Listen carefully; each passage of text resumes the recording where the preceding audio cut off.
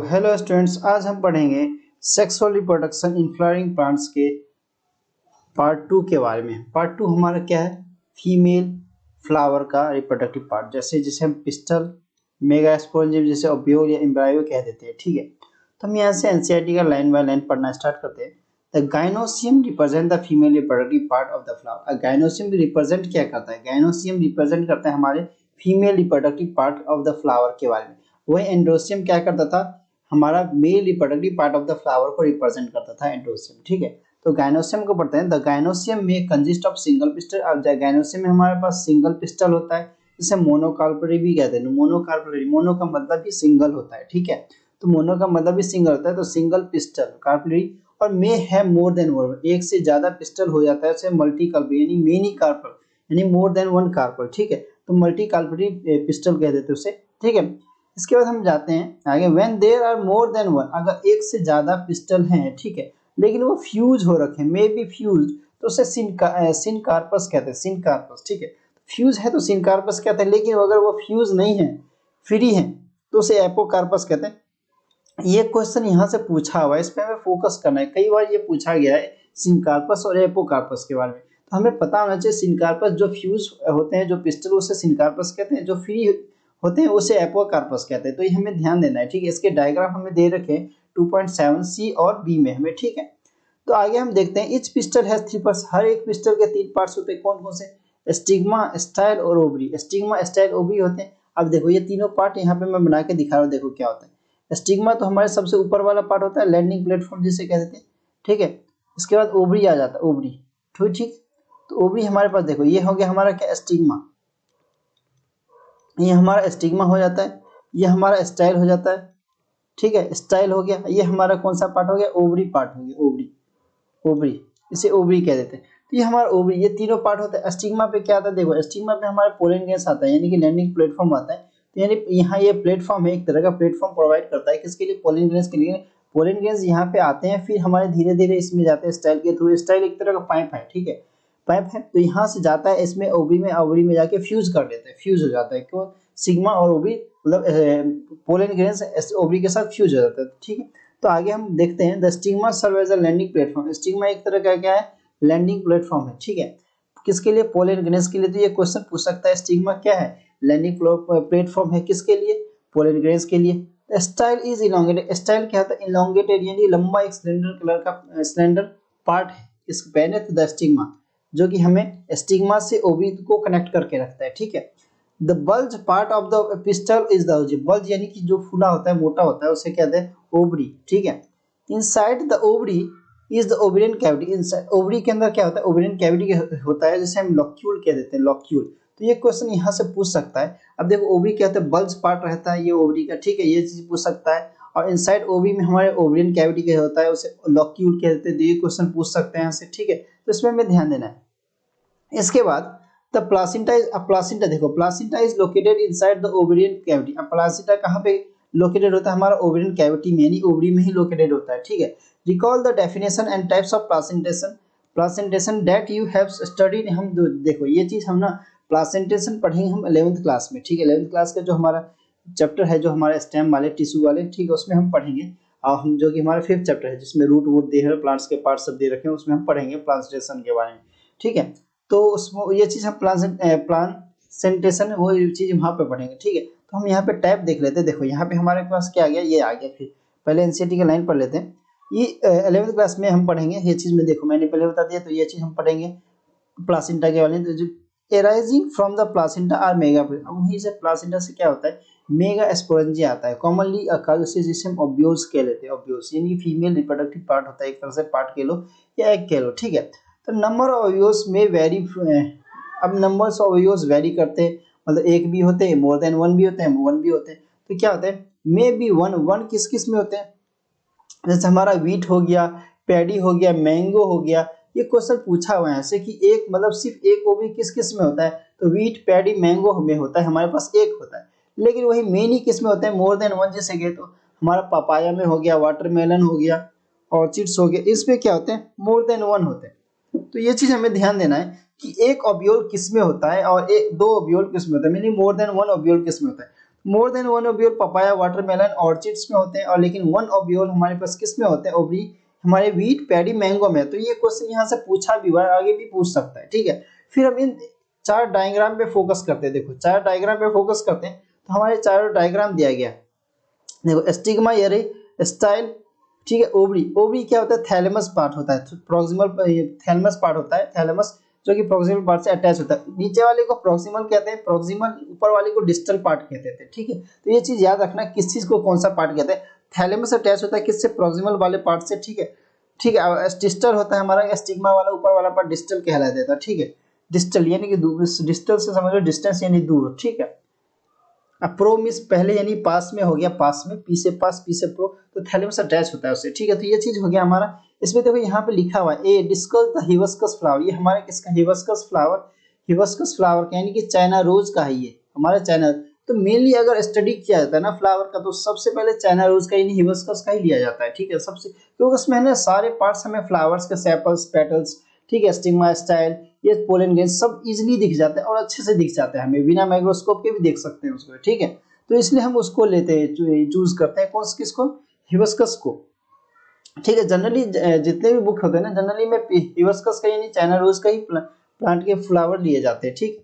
तो अब इसको फ्लो पढ़ते हैं। देखो दूसरा हमारा क्या आएगा, मलबेरी, मलबेरी, मलबेरी क्या होता है, मलबेरी, ठीक है। मलबेरी, मलबेरी और सिनकार्पस, सिनकार, इसमें सिनकार्पस है, देखो सिनकार्पस यानी फ्यूज्ड है ना, इसमें फ्यूज्ड है, फ्यूज्ड है पेपेवर प्लांट से। देखो पेपेवर हम ह्यूमन हेल्थ एंड डिजीज जब चैप्टर पढ़ेंगे तो पेपेवर के बारे में पढ़ेंगे, ठीक है।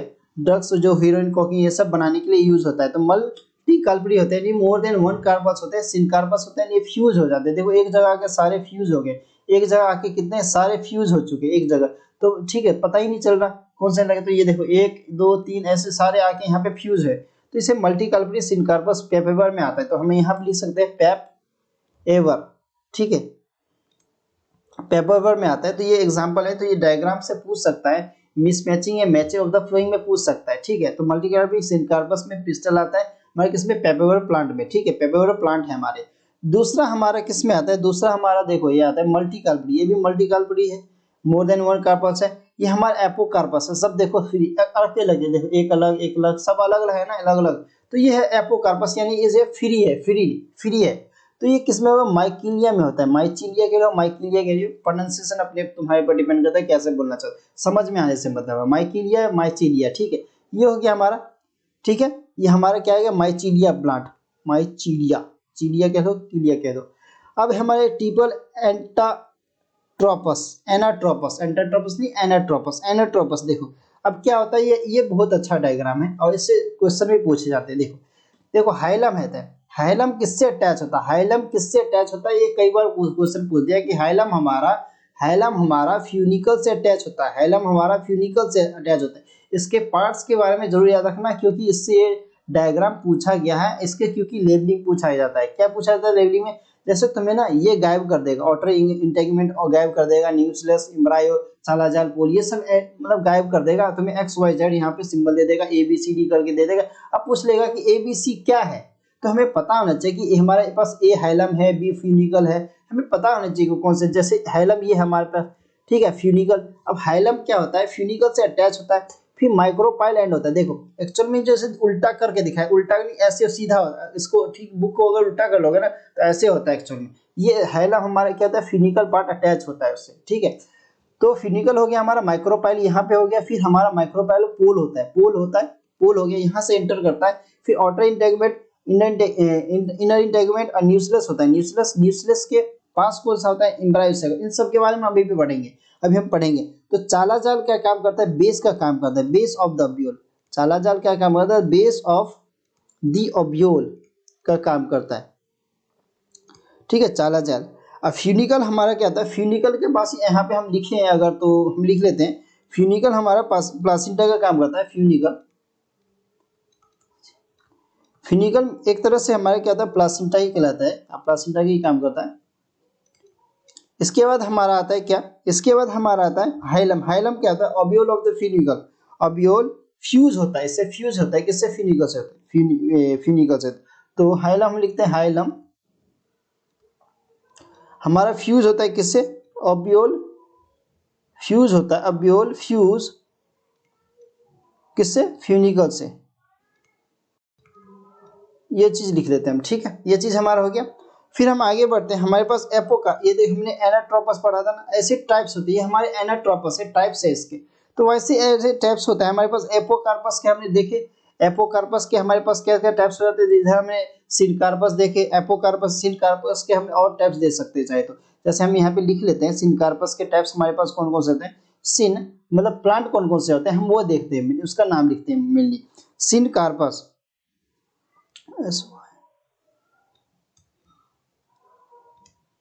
सिनकार्पस में हमारे पास कौन कौन से प्लांट आते हैं तो लिखते हैं हम यहाँ पे। हमारे पास कोकोनट, कोकोनट हो गया, इसके बाद पपाया, पेपेवर लिख लेते हैं, पेप यहीं पे दे रखा है ना पेपेवर, पेपेवर हो गया। इसके बाद हमारे पास क्या गया, ब्रिंजल आ गया, ओपम आ गया, ओपम, ओपियम मेनली कह देते हैं, ओपियम मेनली कह देते हैं, ओपियम आय लगा लो यहाँ पे, ओपियम मेनली कह देते हैं, ओपियम कह देते हैं प्लांट, ओपियम प्लांट। और हिबिस्कस यानी चाइना रोज हमारा आ जाता है, हिबिस्कस, ठीक है। ये हमारे किस में थे, सिनकार्पस जो कि फ्यूज होते हैं। अब फ्रीली यानी एपोकार्पस वाले कौन कौन से होते हैं, फ्रीली जो होते हैं, तो एपोकार्पस का लिख लो यहाँ पे आप, एपो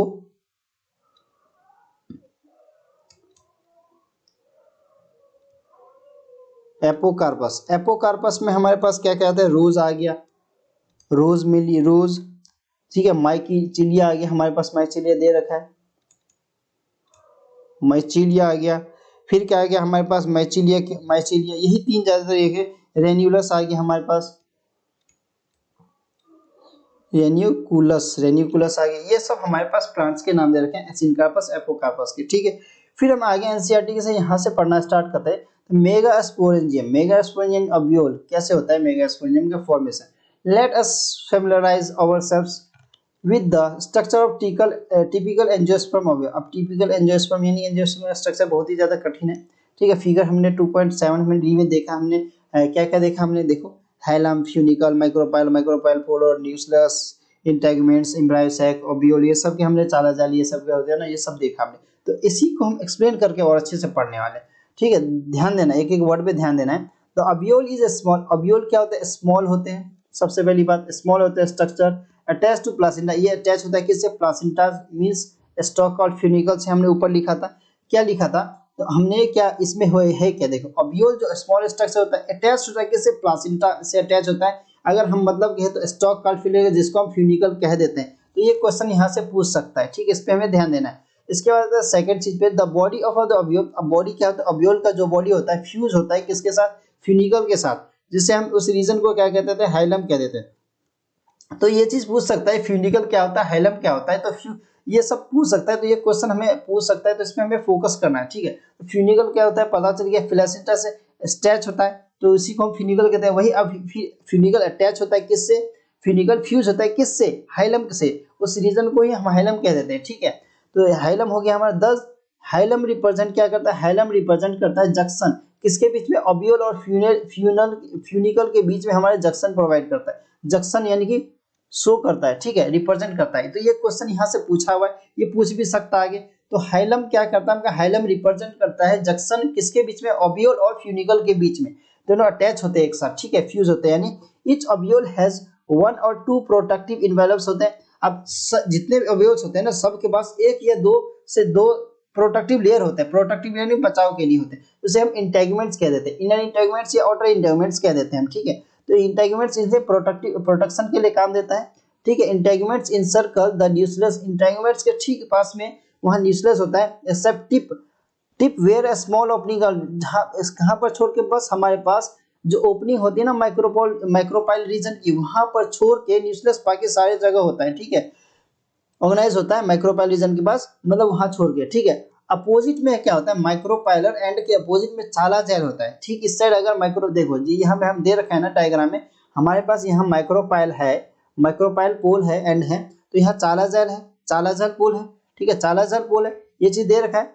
तो हमारे पास opposite the micropylar end the chalazal represent the base part of the ovule. अब बेसल पार्ट था हमारा, बेसल पार्ट, बेस पार्ट, ये बेसल पार्ट वो था हमारा क्या, चाला जेल हमारा क्या बेसल पार्ट था हमारा ओव्यूल का, ठीक। तो ये क्वेश्चन यहाँ से कई सारे क्वेश्चन बन सकता है, तो यहाँ से इस पूरे पैराग्राफ पे हमें फोकस करना है, यहाँ से कई सारे क्वेश्चन बन जाते हैं, ठीक है, बोर्ड के लिए भी और नीट एग्जाम के लिए भी, ठीक है, और अदर एग्जाम्स के लिए भी। इसके बाद हम आगे चलते हैं, enclosed within the integuments. अब क्या होता है, इंटेगमेंट्स के पास जो मास सेल्स होता है न्यूक्लियस, ठीक है, ये क्या होता है, इनक्लोज्ड रहता है, आपस में ही मतलब बंधा होता है, ठीक है। Enclosed within the integuments is a mass cells, mass of cells the nucleus. अब न्यूक्लियस क्या होता है, तो ये पूछ सकते हैं यहाँ से, तो इस पे फोकस करना है। ये क्वेश्चन पूछा भी, न्यूक्लियस क्या होता है, इनक्लोज होता है इंटेगमेंट्स के पास, मास सेल्स होते हैं, मेनली मास सेल्स होते हैं, इसमें मास कंटेन करके रखता है, एक तरह से पता है न्यूट्रिशन भी होता है इसमें, रिजर्व बहुत सारे फूड रिजर्व करके रखता है, जो कि किसको देता है, एम्ब्रायो को मतलब ट्रांसफर कराता है, ठीक है। तो ये चीज यहाँ पे पूछ सकता है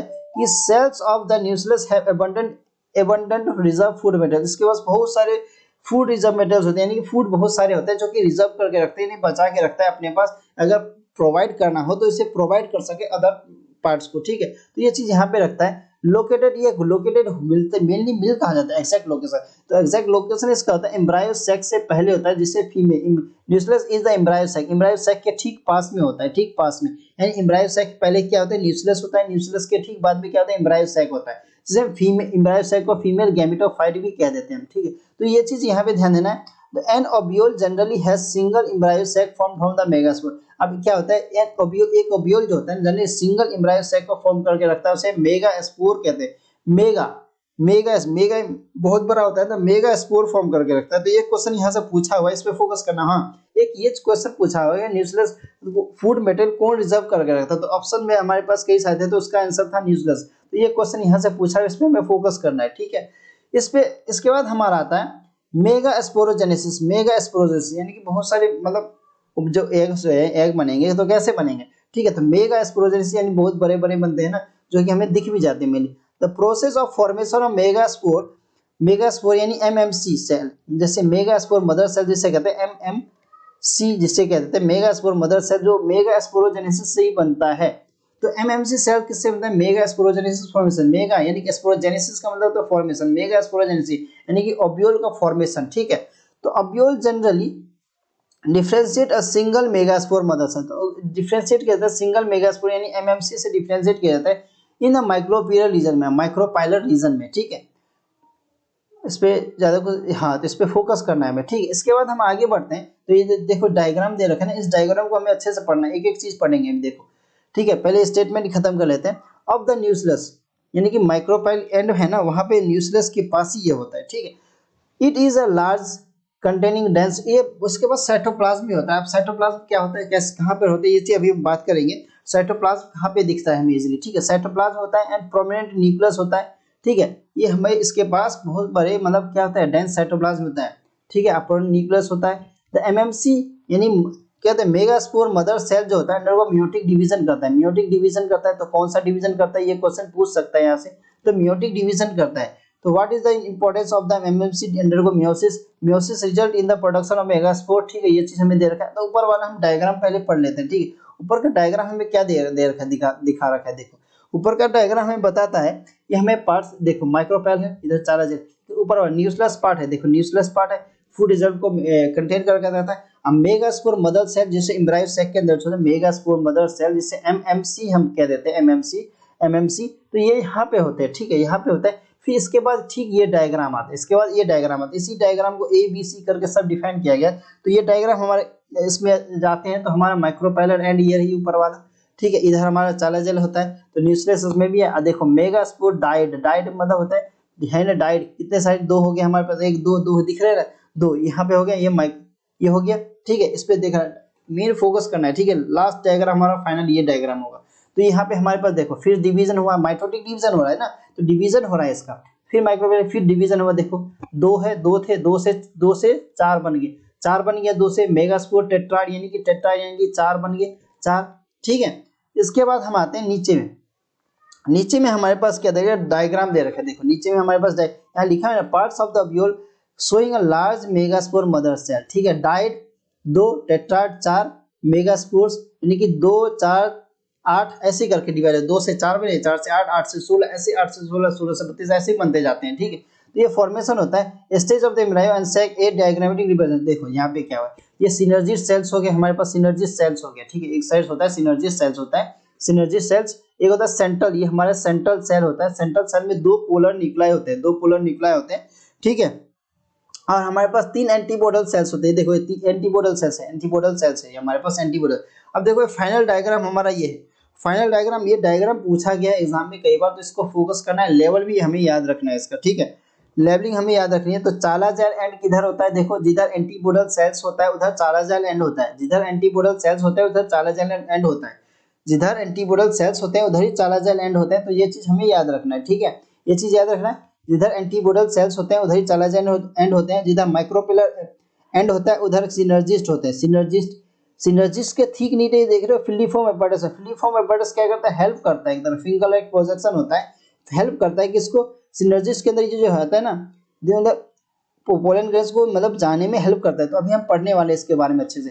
तो फिलिफॉर्म एपर्टस हो गया हमारा, फिलिफॉर्म एपर्टस लेवलिंग में याद करवा रहा हूँ, मेनली लेवल याद कर, लेवलिंग याद करनी है। तो फिलिफॉर्म एपर्टस ये हो गया, सिनर्जिस्ट ये हो गया, सिनर्जिस्ट के दो सेल, एक हमारे फिलिफॉर्म एपर्टस और एक हमारे एग सेल, यानी कि टोटल कितने हमारे पास, देखो ये दो इसके हो गए, दो ये सिंगल एक एग सेल, ठीक है, दो सेंट्रल, ठीक है, कितने हो गए, दो तीन चार, ये हो गए कितने हमारे पास टोटल, पांच हो गए, पांच और तीन सात, सात तीन यानी एंटीबोडल सेल्स टोटल हमारे पास सात होते हैं। तो 7 सेल्स होते हैं हमारे पास टोटल।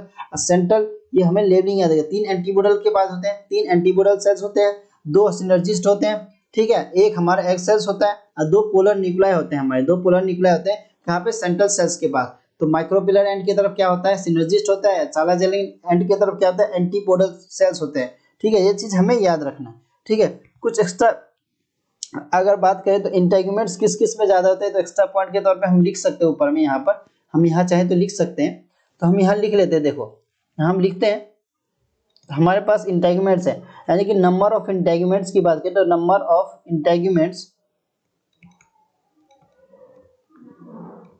इंटेगुमेंट में बी वन, अगर जिसके पास है मे बी वन, अगर एक रहा तो किस में रहेगा, एक रहा तो डाइकोट कहलाएगा, डाइकोट। अब ये किस किस में आता है डाइकोट, हमारे जैसे वीट में आ गया, वीट में मेनली वीट, ठीक है। ये मोनो टाइप्स, मतलब इसके बाकी टाइप नहीं लगे, इतना ही लिखो, ठीक है। इसके बाद हमारे अगर पास इंटेगुमेंट्स अगर मोर देन वन रहा, मे बी अगर टू रहा था, मे बी यही लिख देते, मे बी अगर टू रहा तो टू रहा तो क्या होगा, वो हमारा क्या कहलाएगा, मोनोकॉट कहलाएगा, मोनोकॉट कहलाएगा, मोनोकॉट, ठीक है। अगर वही इंटेगुमेंट हमारे पास फिर से अगर तीसरे में हम देखें, तो तीसरे में हम देखते हैं तो क्या, तीसरे में अगर हमारे पास अगर तीन रहा तो, ये तीन रहा तो, थ्री रहा तो क्या होगा, थ्री रहा अगर हमारे पास इंटेगुमेंट्स तो क्या होगा, ये हमारे पास जैसे किस किस में आ जाते हैं, ये लीची में आ जाते हैं, लीची में मेनली ट्राइजेनमिक होते हैं, ये ट्राइजेनमिक मेनली इसे कहते हैं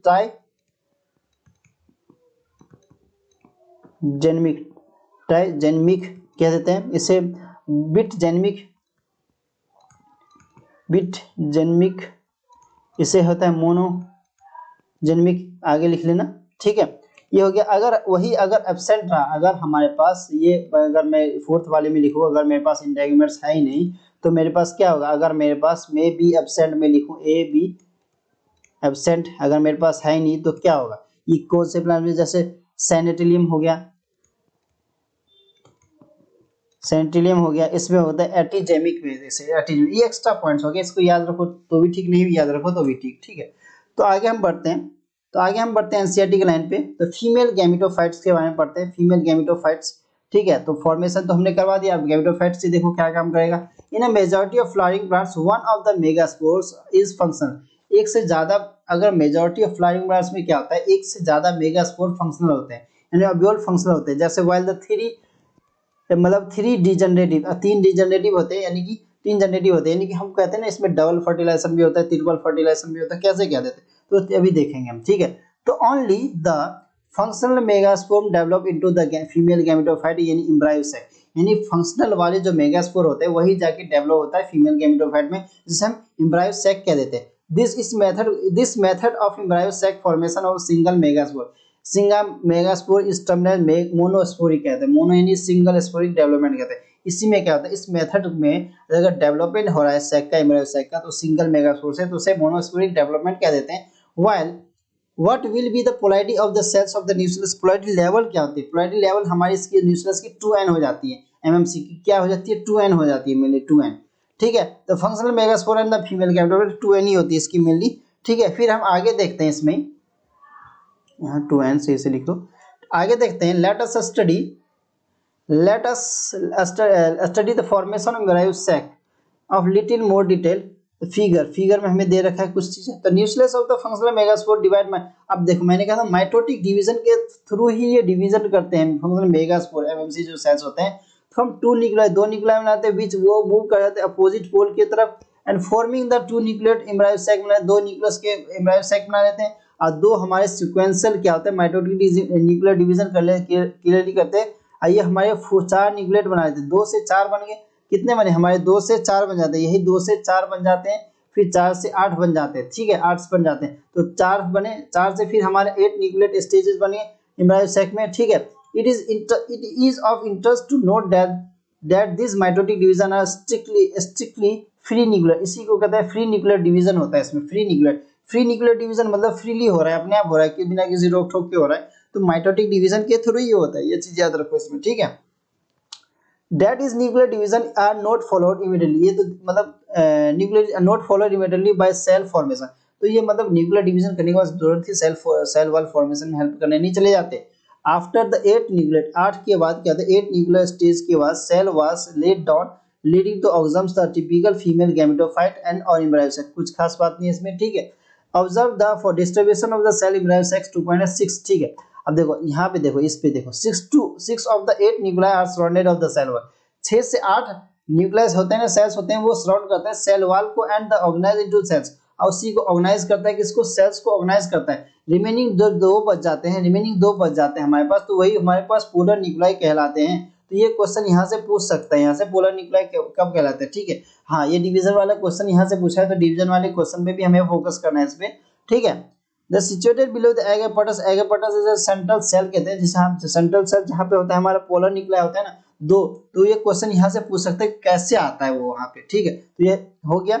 इसके बाद आगे बढ़ते हैं, there is a characteristic distribution of the cell with the embryo sac 3 cells of group together, 3 cells का ग्रुप बनता है, एक साथ चले जाते हैं कहाँ पर, माइक्रोपिलर एंड पर, एंड कंस्टिट्यूट एग एपर्टस, तो एग एपर्टस हो जाता है, उसी को एग एपर्टस को क्या कहते हैं, हम सिनर्जिस्ट कह देते हैं। एग एपर्टस को सिनर्जिस्ट कहते हैं, उसमें से 2 सिनर्जिस्ट एग एपर्टस जो चले जाते हैं ना, वो उसमें से 2 सिनर्जिस्ट निकल जाता है और एक 1 एग सेल निकल जाते हैं, तो 3 यहाँ पे हो गए। हम देखो 2 की गिनती यहाँ पे हो गई और 3 की गिनती यहाँ पे हो गई, टोटल हमें 7 होने चाहिए। ठीक है, टोटल 7 है, तो ये क्वेश्चन यहाँ से पूछ सकता है। ठीक है, तो एग एपर्टस कैसे होता है, और सिनर्जिस्ट, एग एपर्टस से सिनर्जिस्ट और एक्सेल्स बनते हैं। ठीक है, तो synergist have a special cellular thickening at the micropylar tip is called filiform apparatus. अब देखो फिलिफॉर्म एपर्टस हमने पढ़ा था ना, फिलिफॉर्म एपर्टस होता है कहाँ पे, सिनर्जिस्ट के ठीक, सिनर्जिस्ट के 2 सेल्स होते हैं, ठीक उसके नीचे क्या होता है, फिलिफॉर्म एपर्टस होते हैं। ऊपर हमने डायग्राम में देखा था। ठीक है,